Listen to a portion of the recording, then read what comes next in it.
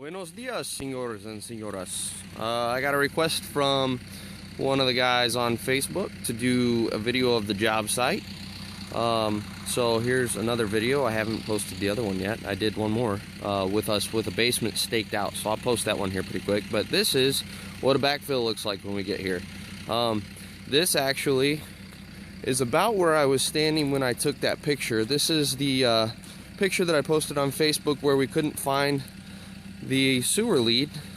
That's that dirt area back over there. We'll walk over there in a second, but this is what the job site looks like now after we've backfilled that huge sewer hole and we've dug the basement. The basement's been poured and it's been approved for backfill. You can see the braces sticking up over the walls there. We'll walk over here to the edge. They've got drain tile down around the house and pea stone covering it. That's what that is down there, all that pea stone. And I've already started backfilling, and then I thought I should make a video. These are the lead walls for the garage. What they'll do is they'll trench down to those, and then they'll pour a concrete footer on top of those. It'll be supported by all the dirt that I'm about to put over the top of them. The other lead wall is under that pile of dirt. And so if you can imagine, let's walk back over here. You can imagine the two coming together. So it's going to come right here. This one's going to come out right here, and so this whole area is going to be garage. We overdug the porch quite a bit because that was part of the giant disaster of finding the sewer lead. And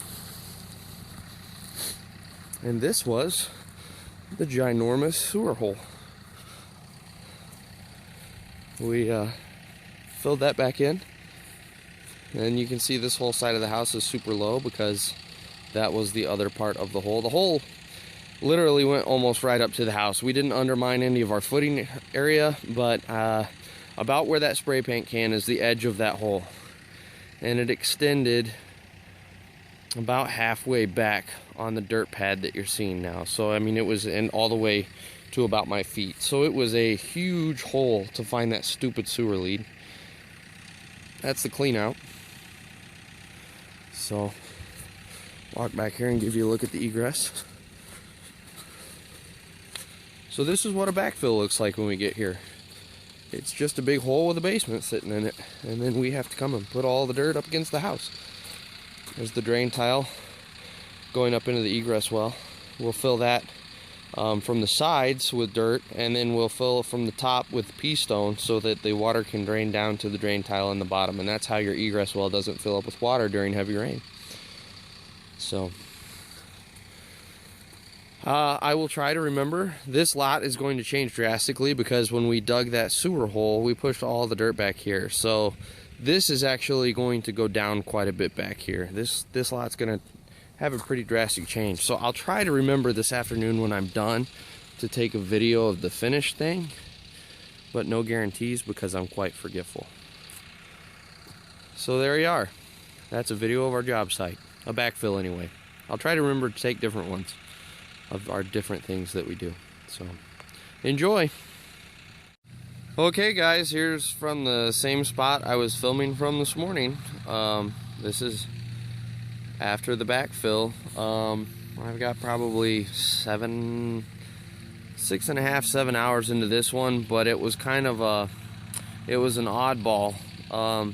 Winter's coming up here pretty quick, and so the ground's gonna freeze, and so the boss wanted to get it as close to finish as possible so that when we have to come back in the winter, there's not a lot of cutting. And like I had said in the video this morning, the backyard, we'll go back there in a minute, but the backyard needed a lot of cutting. In fact, that all just came out of the backyard. The only reason this took as long as it did too is I wasn't sure how much we were going to need in the back, because if you remember, this side was a big hole.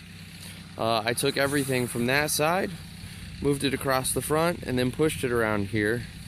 And then took everything in the back and moved it around here. And then we brought the laser out and shot, and come to find out all of that needed to come back up front so we could load it out. So let's take a quick tour.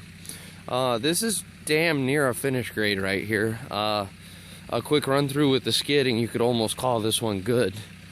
We hit all the points with the laser. That's what I've been working on. That's part of what took so long as well. So here's that side. This is where the big sewer hole was. Now that's all draining to the back corner like the plot plan shows. Got our swale cut.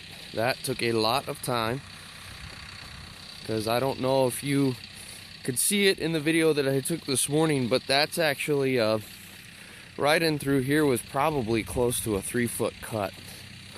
So a lot of material came out of here. Some of that actually pushed up into that low spot from this morning.